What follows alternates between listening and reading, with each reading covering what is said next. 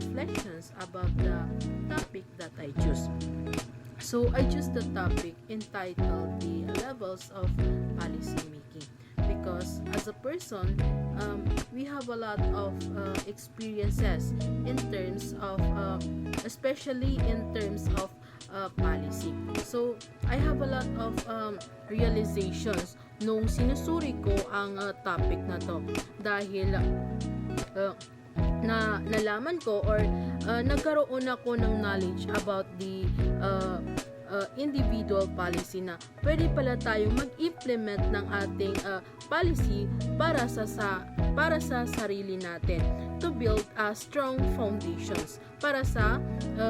sarili natin. So because of that policy, nag-guide tayo and nagkakaroon tayo ng good decisions sa buhay natin. So natutunan ko din sa topic na to na it is important talaga yung family policy, dahil doon talaga nagsisimula kung ano yung magiging outcome mo in the future. So for example, if you are in the family na talagang a good environment and may policy talaga kayo sa family ninyo, like respect each other, or di kaya talagang mga good lalaki ka talaga sa pamilya na magkakaroon ka ng good behavior in the future. So napakalaking interesting pala na yung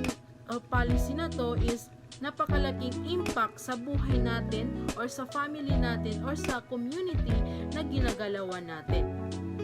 dahil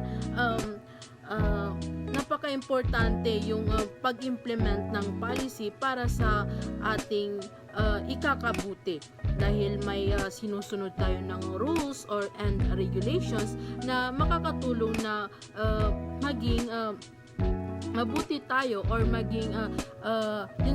mabuti tayong tao. Ako nagsisisi na napili ko na bigyan ng reflection itong topic na to, dahil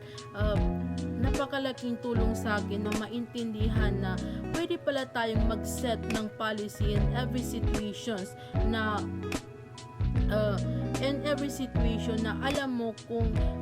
mong makakabuti talaga yung policy doon, dahil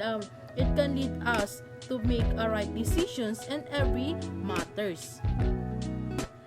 And of course, nabigyan din ako ng idea ng topic na to na